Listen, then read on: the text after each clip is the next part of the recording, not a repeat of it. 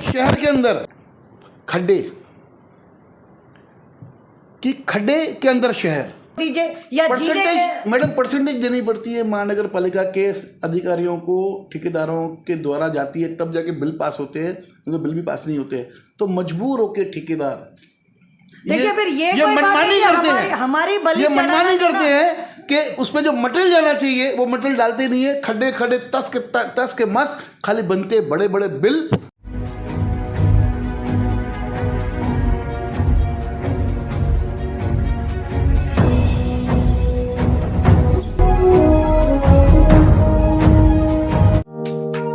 Neeraj Vinod Burani's Spacecraft Interiors. Your space, our craft. Experienced and professional team. No hidden charges. Luxurious designs. Follow us on Instagram. Spacecraft Interiors. Your space, our craft. Crystal Finance by Ajit Makijani. One-stop solution for all your loan requirements. Asan, convenient or effortless. We have tie-ups with all major banks and NBFCs. Business loan, mortgage loan, overdraft and cash credit facility. Instant approval, minimum interest rate and processing fees. Doorstep loan process. Call us today. Crystal Finance by Ajit Makijani. 9011 280000. आए लेते हैं मुलाकात शहर की आरन lady सरिता Khanchandani madam के साथ। Hirali foundation की chairperson भी हैं और बेधड़क बोली देती है सब कुछ, न चाह के भी सच्चाई आ ही जाती है ज़बान पे। मैडम शहर के अंदर खड्डे के अंदर शहर क्या कहेंगे इस विषय के ऊपर? नहीं, मैं तो एक बहुत ही क्लियर कहूँगी कि खड्डे के अंदर शहर है और अब ये उल्लासनगर से इसका नाम बदल कर खड्डा शहर होना चाहिए।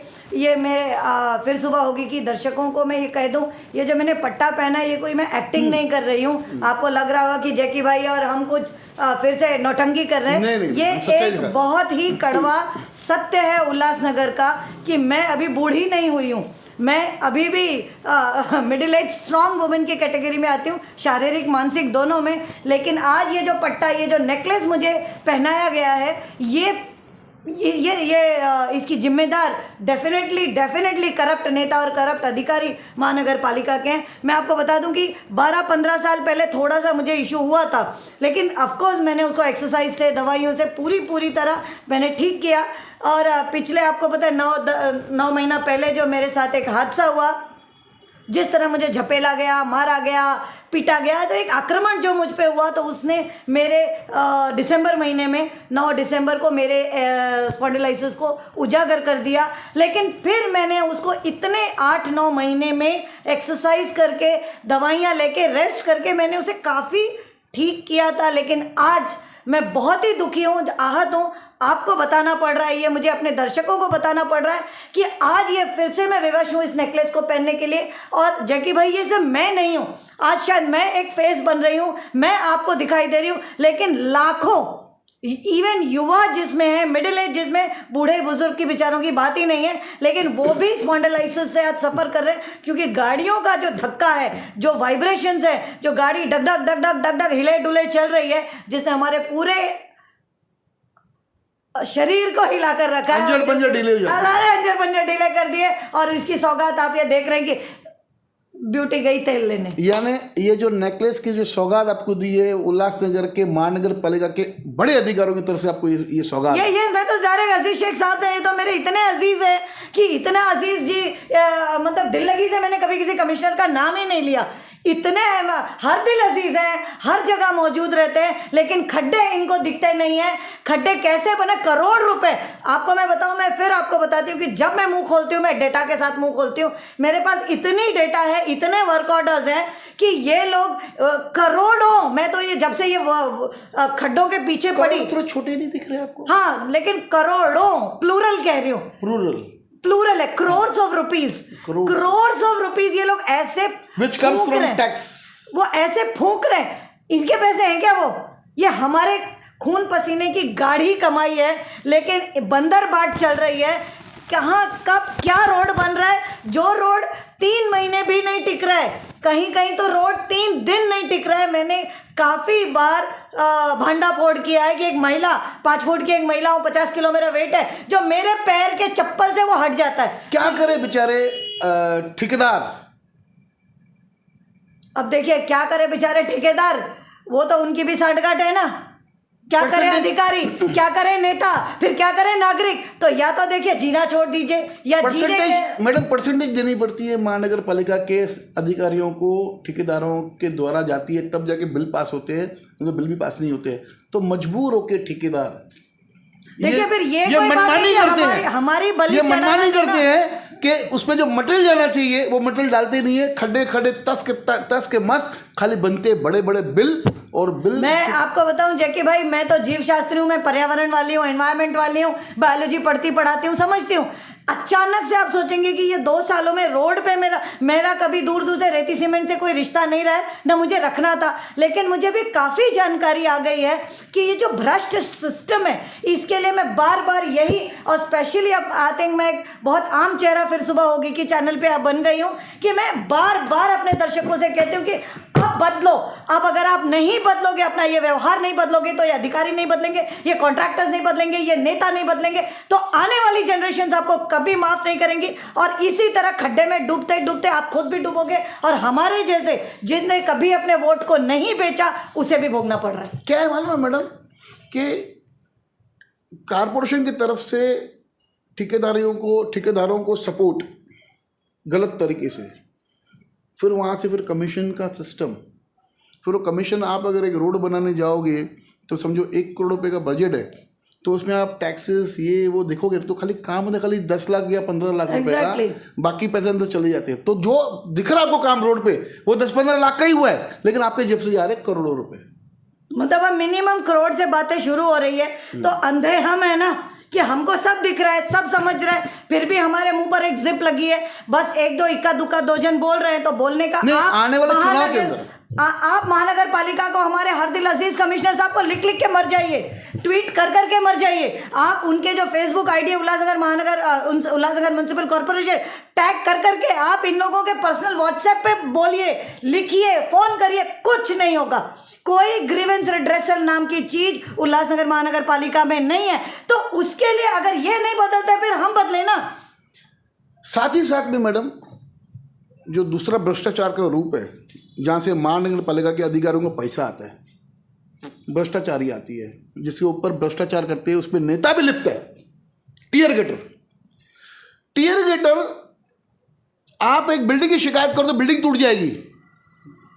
टीयर गेटर की शिकायत करोगे तो टीयर गेटर नहीं टूटता है, क्योंकि वहां पर चपरासी से लेके बड़े अधिकारी तक मैनेज हो जाता है काम।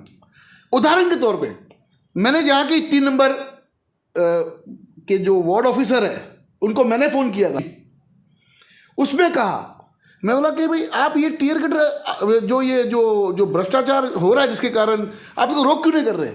तो बोलते साहब मैं क्या करूं, मैं तो कमिश्नर साहब को बोल के परेशान, लिखित रूप में 2 बार दी है कि मेरी यहाँ से बदली करो, लेकिन साहब नहीं करते। क्या कारण है? अधिकारी लोग भी जो छोटे छोटे अधिकारी उनको यूज कर रहे हैं बड़े बड़े अधिकारी, ऐसे दिख रहा है। और धड़ल्ले से गली गली कोचों के अंदर ये जो टीयर गेटर का जो धंधा चालू है जोर शोर से, ये जब गिरेंगे, कमिश्नर साहब transit camp please, transit camp for us, there is no transit camp, there is no answer from your side on transit camp. Why sir, क्यों? आप तो मैडम ये अधिकारी, बड़े बड़े अधिकारी तो शहर के स्थानिक नहीं है, ये तो अपनी ड्यूटी खत्म करे, ट्रांसफर हुआ चले गए या रिटायर हो गए चले गए, भुगतेगी शहर की पब्लिक, शहर की जनता। सर उसके बारे में, अरे तो जनता को भी तो वही नेता चाहिए जो उनको ऐसा सब झोल करके दे। आज आप कोई भी कंस्ट्रक्शन लीजिए, आरसीसी कंस्ट्रक्शन 2-2, 3-3 महला, मैं आपको ऐसी बिल्डिंगें बताऊं जिसका कहीं कोई प्लान पास नहीं, कुछ नहीं।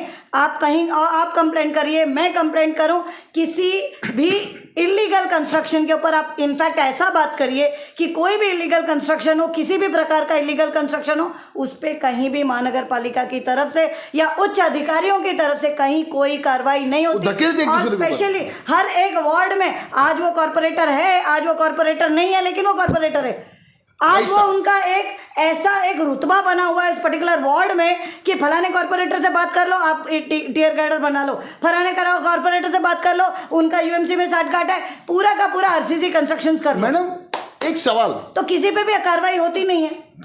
एक अनोखा सवाल आपसे, भ्रष्टाचार शुरुआत किसने की, नेता या अधिकारी? पहली रिश्वत आपके हिसाब से, एक अनुमान के तौर पे पूछ रहा हूं, कि पहले भ्रष्टाचार जो शुरू हुआ, नेताओं ने भ्रष्टाचार सिखाया अधिकारियों को या अधिकारी ने नेताओं को?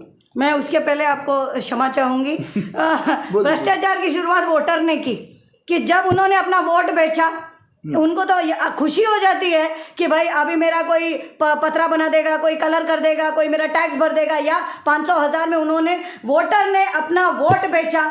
जब नेता ने वो वोट खरीदा तो उसने एक बिजनेस किया, उसने अपना पैसा लगाया और उसने वो गद्दी, वो सीट खरीदी, और उसके बाद अधिकारी और नेता, ये एक विन विन सिचुएशन है। ये एक सिक्के के दो पहलू है, क्योंकि इसमें अगर भ्रष्ट अधिकारी नहीं होगा तो नेता को फायदा नहीं होगा, भ्रष्ट नेता नहीं होगा तो अधिकारी को फायदा नहीं होगा। सो ये ट्विनिंग जो चल रही है ना, एक सिक्के के दो पहलू, जिसका गोल, सॉरी क्षमा करें, जिसको घुमाया हम वोटरों ने, सॉरी, मैंने तो कभी 1 रुपया लिया नहीं, मेरा वोट इतना अमूल्य कि कोई खरीदने का दम नहीं रख सकता है, लेकिन आज जो शहर भोग रहा है वो इन वोटर करप्शन, तो corruption is started from voter. तो आज वोटर को बदलना है, मेरे हिसाब से जिस दिन ये वोटर बदला, ये अधिकारी और ये नेता खड़े नहीं रहेंगे। मैं आपको बताऊं, जो नेता लोग हैं ना, ये लोग कैसे वोटरों को बदनाम करते हैं, मैं आपको तरीका बताता हूं।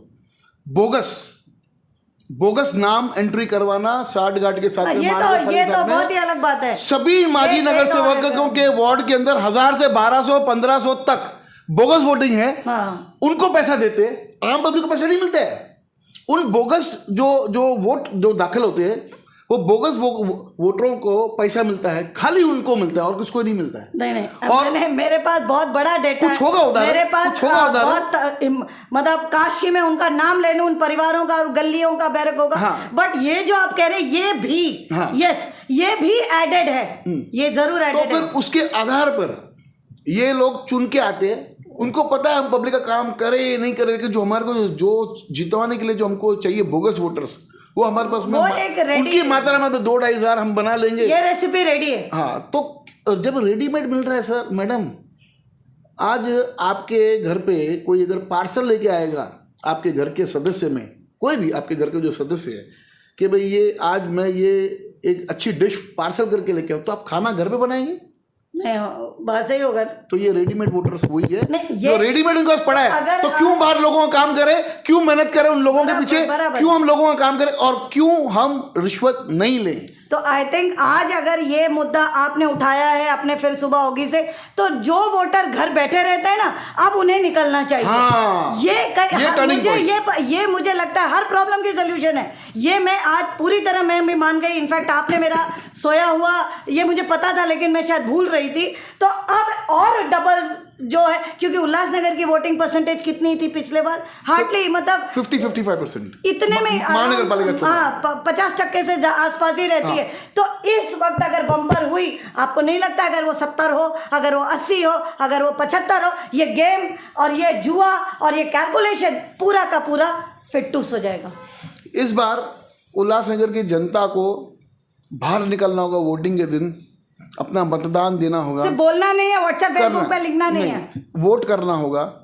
जिस दिन आपने एक सच्चे इंसान और एक अच्छे इंसान और एक युवा पीढ़ी, हम हर टाइम कहते हैं ना, पुराने चेहरे ना, उनके रिश्तेदार, और खास करके ये जो है ना उनके चमचे, जो टीयर गेटर मास्टर्स है, उनको इनके झांसे में ना आके बड़े बड़े मीठी मीठी बातें करते हैं, सब कुछ एकदम मतलब ऐसे कैसे एकदम एकदम फिट एंड फाइन होके जाते, एकदम मस्त कड़क कपड़े पहन के जाते हैं और बोलते हैं, हंस के बात करते हैं। इनकी हंसी पे, इनके बहकावे में मत आइए, और सही माने में जो आपको आपका जो, और ये ना शॉल और नारियल भी देना बंद करें। हाँ, और जैकेट भी पहनना बंद करें। ऐसे हाँ, सही बात है। जो जैकेट वाले नेता है उनको भी समझना चाहिए कि कहीं ना कहीं जिस दिन हमने ठान लिया कि हम एक अच्छे इंसान को वोट करेंगे, तो सही माने में उल्लासनगर शहर मतलब एक बहुत अच्छा शहर डेवलप होके सामने आएगा।